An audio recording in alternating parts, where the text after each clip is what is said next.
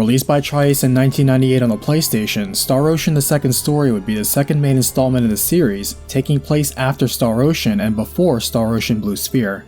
Directed by Joe Asanuma and written by Yoshiharu Gotanda, the game would be the first one in the series released outside of Japan and would receive a remaster called Star Ocean Second Evolution and another remaster called Star Ocean: The Second Story R. The story only gets larger from here, so let's cut it down to size with a recapitation. As the game begins, it's the year 366 SD as Federation Ensign Claude Kenny, son of Admiral Ronix Kenny, one of the legendary heroes from the first Star Ocean 20 years ago, reflects on his father's illustrious military career, but more to the point, wishes not to live in his shadow. For his first mission, he would join his father in a survey of the planet Melokenia, investigating an odd energy field as he is given a phase gun for self-defense. Entering a strange dome, they find an odd device within, and ignoring protocol and the warnings of his father, Claude steps closer to the machine. Suddenly activating, the machine opens a portal that warps away everything in a small radius, Claude included. Claude's portal takes him to the remote planet Expel, where in the nearby Arlia village we now see a young girl named Reyna be warned by her mother not to wander off so often anymore, ever since a strange object called the Sorcery Globe landed. Since then, strange earthquakes have begun and animals have become more violent. The church interprets this as the prophecy where a warrior in alien raiments will arrive with a sword of light to destroy evil when the world is threatened. The next thing he knows, Claude wakes up in the forest outside Arlia, seeing he gets no response from his communicator. Looking around, he thinks this is an underdeveloped planet as he spots a monster trailing Reyna about to attack her. Leaping in, Claude uses his phase gun, saving the girl but thinking he probably violated the Underdeveloped Planet Protection Treaty. Reyna introduces herself as Claude asks her where they are and mentions that he is from Earth, but she has never heard of such a place, as she tells him she wishes to thank him for saving her. That night, Reyna's mother thanks Claude as well as with a dinner feast, calling him a warrior of light as the village mayor Regis greets the traveler and thanks him for saving Reyna too. He tells him the legend and how Claude checks those boxes, though Claude denies being a chosen one even as Reyna believes he is. Regis adds there are disasters occurring throughout their world which started 3 months ago when on the northern continent of El a meteorite landed in the village of Illyria. Soon after, the kingdom of El was overrun by demons and they have come to call the strange fallen meteorite the Sorcery Globe. The sudden appearance of monsters and natural disasters, as well as Claude's own mysteriously sudden appearance, led them to believe that he was the fabled warrior to save them. Regis apologizes for the confusion, advising he seek information for his own travel home in the next town over, passing by an elaborately dressed young man on the way out. The young man, named Alan, approaches Reyna on her way home, speaking strangely and telling her he has finished preparing for their marriage ceremony, calling in his guards to capture her as she refuses to marry him.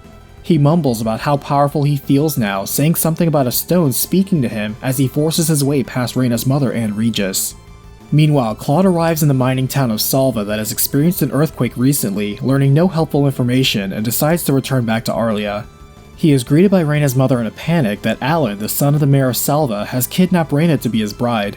Unable to stand up to Alan's hired mercenaries, as well as being intimidated by retaliation from Salva, they don't know what to do, but as an outsider, Claude volunteers to rescue her by himself. Storming Alan's mansion in Salva, Claude uses the last bit of energy from his phase gun to blow open the doors, uncover a secret passage to the mines, and learns Reyna was taken to a strange altar Alan had built. As Alan chains Reyna down, Claude arrives in time to free her as both of them are blown back by a strange power as a bright crystal appears right next to Alan. Alan transforms into a demon but is quickly defeated by the duo as Reyna reveals she has the ability to heal him, saving Alan's life as he wakes up having no memory of recent events ever since he found the stone a couple of weeks ago. He apologizes to them both as Claude returns Reyna safely home and Regis thanks him again and is updated on what happened. Regis thinks there may be a connection to the Sorcery Globe and directly asks Claude to investigate it, and thinking there is more to the Sorcery Globe than being a mere meteorite, Claude accepts the task, stating it may be a clue to help his current situation. Reyna insists she come along, saying her magic will be useful, and as Reyna goes to tell her mother, Regis tells Claude Reyna's ability to heal is unheard of, and no one else in the village can do it. What more, Reyna is adopted as she was found in the sacred forest as a 2-year-old alongside a strange pendant, and always knew one day Reyna would want to leave the village. That night, Reyna says she knows she is adopted and admits she wants to find her biological mother with her pendant as her only clue, and learn more about her and why she has such unique powers. The next day, Regis tells Claude to first gain an audience with the King of Cross Castle, handing him a letter of introduction, and Claude finds not only do they gain an immediate audience with King Cross, but he knows Reyna personally as well. Reyna says they wish to investigate the Sorcery Globe, but he admits they know next to nothing, for the survey team he sent never returned. He thinks it may be linked to the sudden earthquakes and volcanic eruptions too, but cannot be sure, and to make matters worse, the Kingdom of El is now locked in a war with the demons. He was going to commission a group of adventurers anyway to continue to survey, allowing them to accept the job, and gives them a pass to gain entry to El. On the way out, they observe a talented mage win a fight with another wizard over a treasure map as she spots them, saying she overheard them being hired to investigate the sorcery globe. She invites them to help her find the ancient treasure, suggesting it may be linked to their investigation, and Claude agrees to help. Introducing herself as Celine, while in town she catches the eye of a young man calling himself Chris, and after some time together, he quickly falls in love with her. Celine also feels a spark, but it turns out Chris is actually King Cross's son, the Crown Prince, and he is about to be forced into an arranged political marriage with a princess of Liqueur Kingdom. Crashing the royal wedding, the prince decides to follow his heart, refuses to marry the princess, declaring his love for Celine, and proposes to her instead. Celine hesitates, saying she promised to complete an adventure first and wishes to think on it in the meanwhile as the prince promises to wait for her. Exploring Cross Cave, Celine questions how Reina knows how to cast healing spells, mentioning there are no healing symbols in the heraldic arts, also known as symbology. The map leads them to a treasure in the form of ancient writing, but unfortunately even Celine cannot decipher them, suggesting they take it to the elder of her hometown or at least find a linguistic scholar. Though they didn't gain any information on the sorcery globe, Claude thinks Celine's symbology expertise would be useful, inviting her into the group. Traveling to Kurik now, the group sees a woman named Philia crying out in public that everyone needs to flee now before the town is destroyed, but everyone thinks she's crazy and pays her no mind. However, soon enough, the group feels a strong tremor under their feet, and as it gets more violent, the city is completely demolished by a terrible earthquake. Escaping with their lives, the group sees only a handful of townsfolk survive, and the captain of their chartered ship says this disaster and the wind that preceded it did not seem natural. He adds that with Kurik ruined, the group is better off sailing to the Kingdom of Liqueur and catching a ship to El there instead with permission of their king. First, they'll need to travel to the port town of Harley, past the town of Mars, but he is cut off as the survivors witness a giant tsunami approach and completely flood the town in the wake of the earthquake. Visiting Mars, Celine catches her parents talking to the village elder as they share the distressing news that all the children in the village have been kidnapped by bandits, ransomed for a fortune, as well as a treasured tome of symbology called the Book of Secret Seals. The village was about to ask the help of a passing legendary swordsman that Reina recognizes to be Diaz, who is also from Arlia village, though Celine insists they help too. Diaz says he's fine on his own, calling them dead weight, and leaves as Reina opts to go talk to Diaz, mentioning she hasn't seen him in 2 years. She asks him to join them, and though he rejects that notion outright, he says that because she is his other little sister, he will at least indulge her and help, but will leave them if her friends fall behind. However, Claude is strangely difficult about this, saying that if Diaz feels he can do this alone, then let him, but Reina replies that she needs Diaz, opting to join him instead. Splitting up, the two pairs head for the magic forest, with Reina and Diaz going early in the morning, catching the bandits off guard.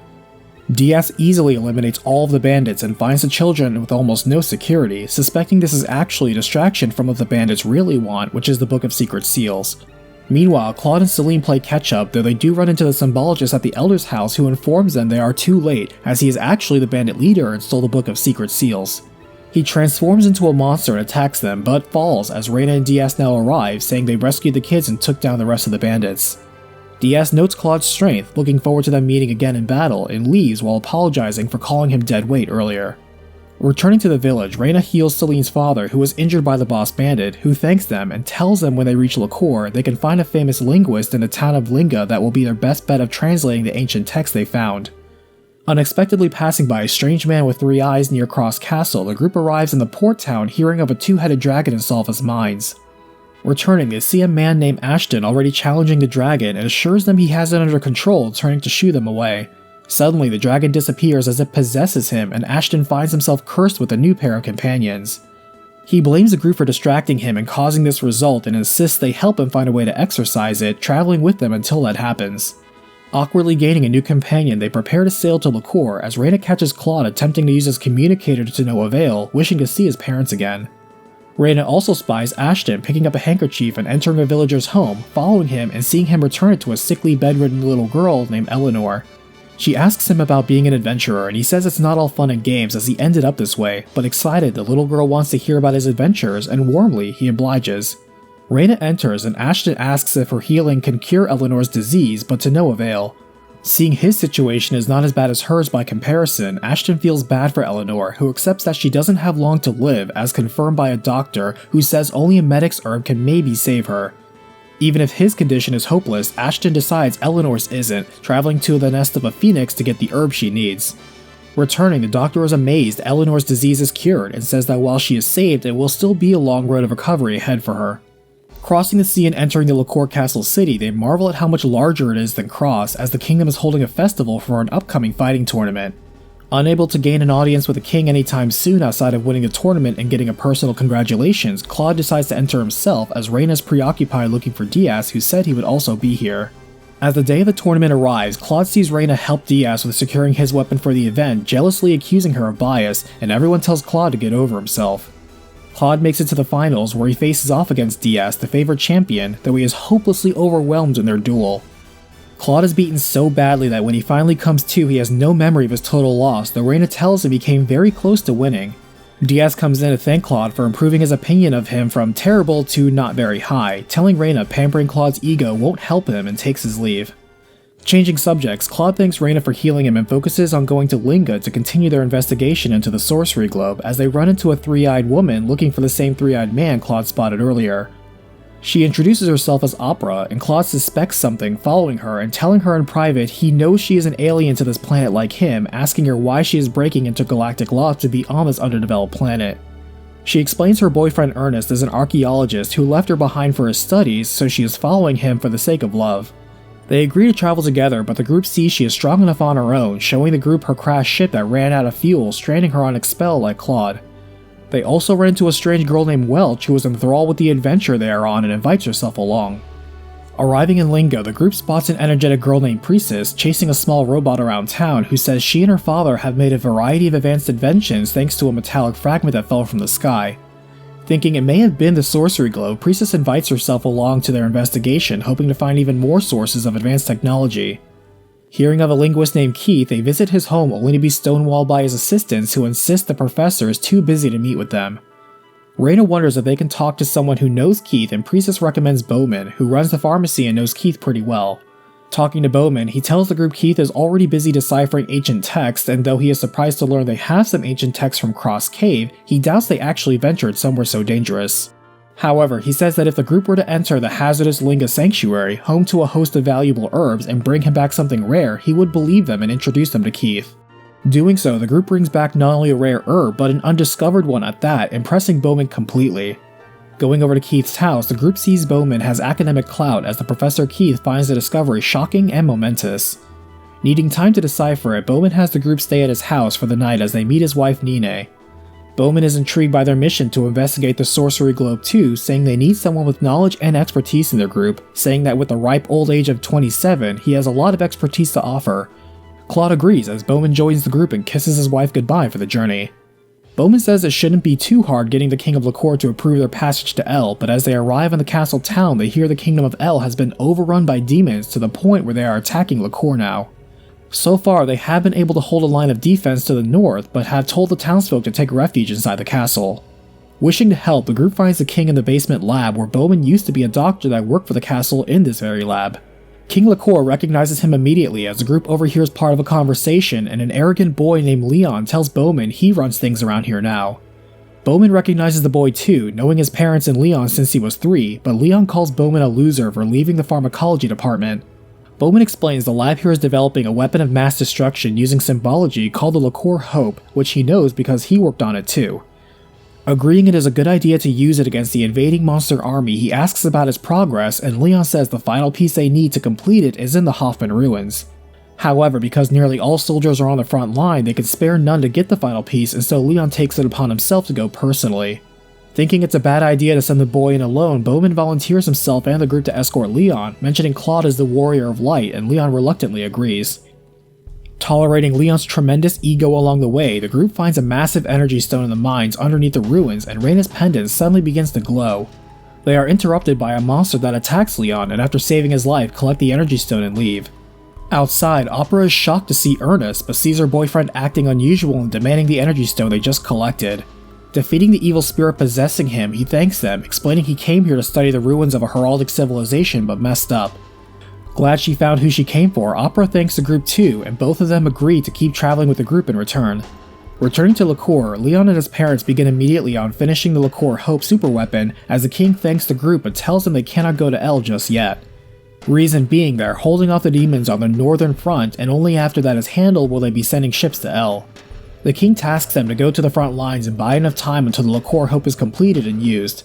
With no other choice, the group reports for duty and sees Diaz is here too. Claude wonders why Diaz left Arlia 2 years ago, and Diaz says he doesn't mind sharing. This surprises Reyna, thinking Claude might be having a positive effect on Diaz, and hurries to talk to him. Claude approaches Diaz as well, who tells him to protect Reyna, which catches Claude off guard, saying he's not as strong as the Swordmaster. Diaz reflects that he only has the power to protect himself, while he realizes Claude has the power to protect others, asking him again to protect his little sister Reyna. Reyna later reveals years ago Diaz's family was killed by bandits, and when he was weak and left for dead, watched as they slashed down and brutalized his little sister Cecile. Ever since Diaz blamed himself in his weakness, and as someone who grew up so close to their family, Reyna and Diaz always thought of each other as siblings. Grimly understanding now, Claude promises to protect Reyna. The next day, a demon named Shin is the vanguard to the demon army, laughing at how pathetically weak they all are as the party struggles to even dent them. Laughing and leaving, several days pass as the LaCour Hope is finished and brought to the front lines as Shin returns, this time with a legion of winged fiends with it. Leon comes in, saying things are under control, pausing to tell Priestess he liked one of her inventions and made a version himself, showing off. As the massive cannon charges up, the frontline soldiers get nervous at the sheer number of monsters encroaching upon them, but in a single blast, the LaCour Hope wipes out every last demon in a devastating explosion. Crisis averted, Leon's parents inform the group King LaCour intends to use the momentum behind his victory to press into L, and invites the group to help. The king himself says their strategy will be to send a small force into Illyria to evacuate the citizens there, and the fleet will come in with the LaCour Hope and blow up Illyria, wiping out the enemy forces occupying it. Diaz and Claude understand, but to the side express doubt in the plan, as it is moving too aggressively when they don't even know enemy strength.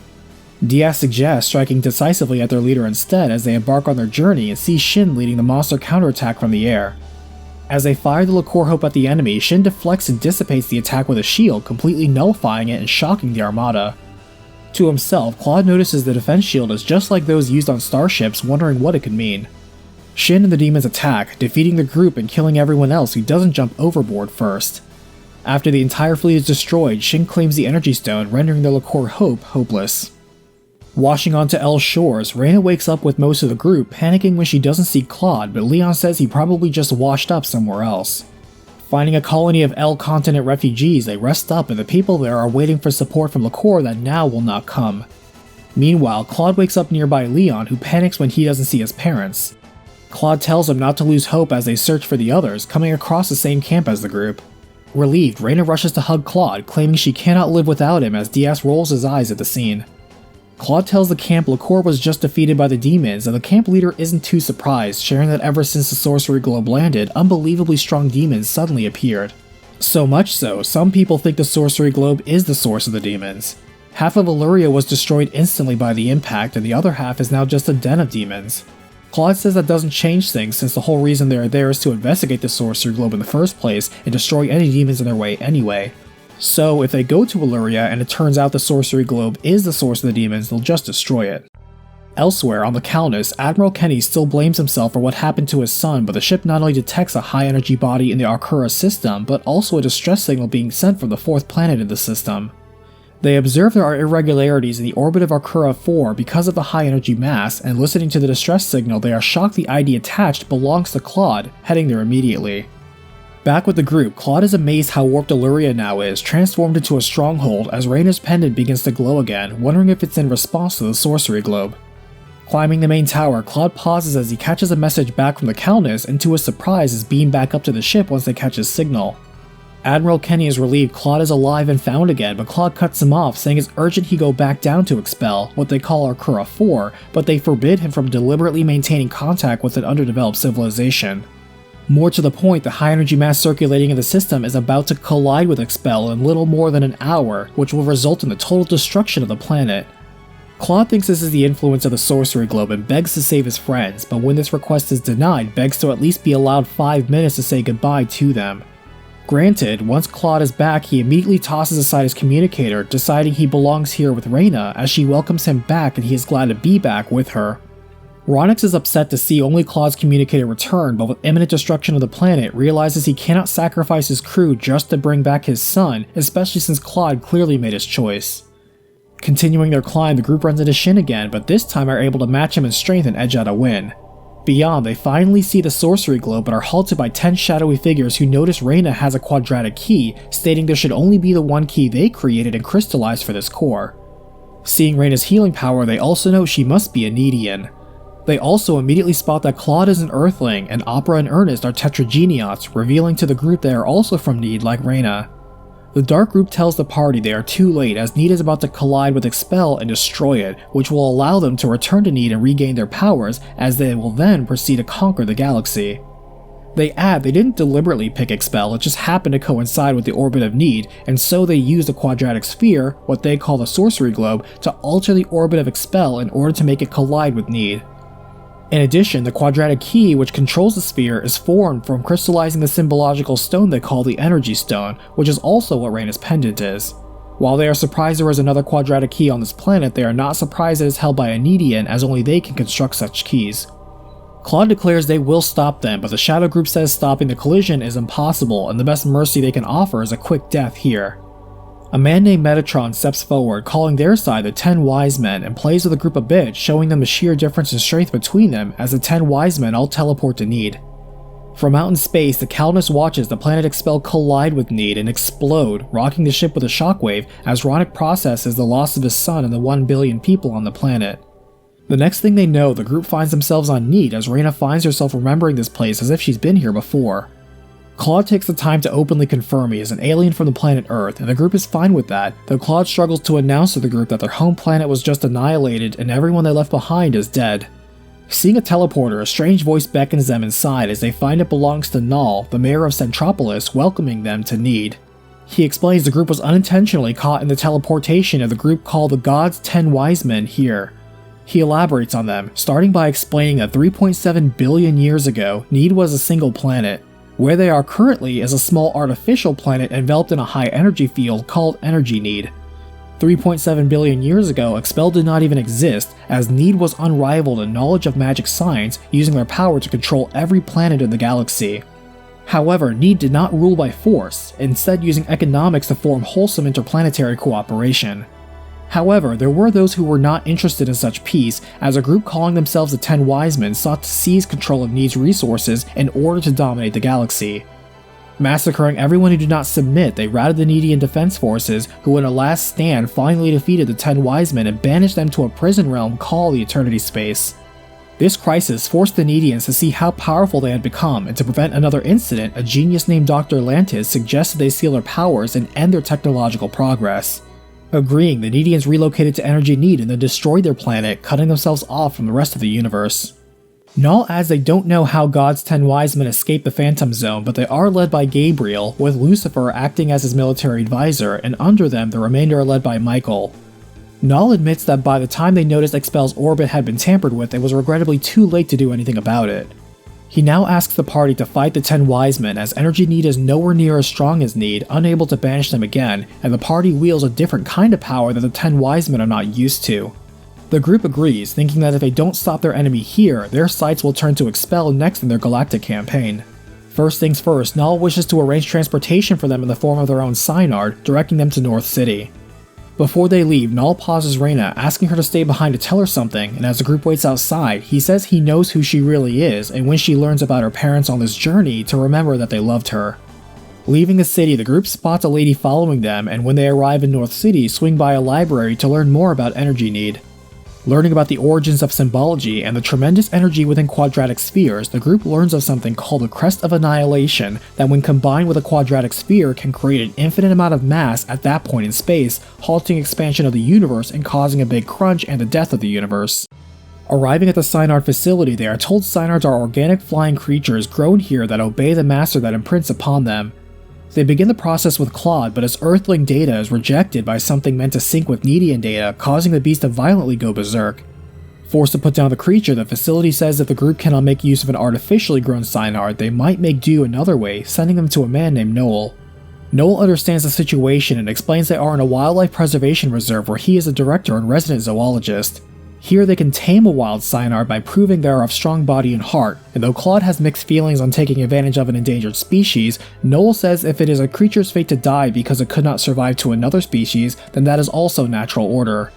Taking them to the sanctuary, Noel is alarmed to see something has pushed the animals into a violent frenzy as they see the woman following them since Centropolis drops her ID and learns her name and occupation. Saving a Cynard from a pack of attacking beasts, the Cynard respects the strength of the group, but when the group sees it as a mother bearing baby Cynards, they choose to walk away from this one. Appreciating their compassion, the Cynard chooses to help them regardless as Claude accepts her aid. Noel offers to help them too in their fight against the 10 wise men, and the group accepts him as well as they travel back to Centropolis and meet the woman who had been following them, a reporter named Chisato. She explains she is after the exclusive scoops of the warriors fighting the 10 wise men, and the group figures if she is willing and able to follow them, she may as well join them anyway, and she agrees, adding she is a jujutsu expert with hands rated E for everyone. Returning to Null, he says their next step will be to master Need's power in the form of their symbology that is a step above traditional symbology. By wielding them both, they will have an edge on their enemies, and he directs them to fields in the cardinal directions they can unlock their full power through the trials within. While the group does that, he will assemble the Need Defense Force in the city of Laqua. Entering the fields of intelligence, power, courage, and love, Claude and Reyna experience visions that make them reflect on the events in their life that formed who they are today. Collecting the 4 jewels, they return to Null, who says they are now the most powerful people here even if they don't feel like it right now. The leader of the Need Defense Force, Captain Mariana, enters to say their preparations are finished and they are ready to assault the enemy stronghold in Final. Null tells them the strike begins tomorrow, thinking to attack the 10 wise men before they finish preparations on their end. Some of the party wish to reach out to their family on Expel before they begin this final battle, but Null explains Expel has collided with Energy Need and no longer exists. Shocked at the loss of their loved one, Null pauses them, saying hope is not lost, as they have a plan to use a space-time displacement shield to bring Expel from the moment before it was destroyed to present time.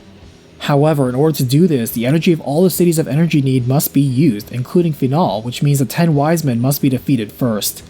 He advises them to rest for now, as the next day they use an aquatic creature called a Harush to dive underneath the defenses of Final and arrive right at the stronghold.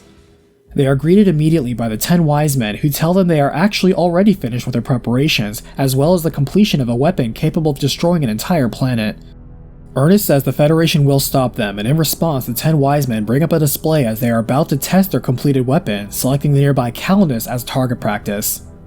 Soon enough, Admiral Ronix is informed they are being targeted by something within the remnants of a supernova, wondering how that is possible as the Countess is battered by increasingly more powerful blasts. Unable to see what is hitting them, the Countess's strongest weapons are ineffective in its return fire, and with their shields failing they are completely destroyed by the next attack.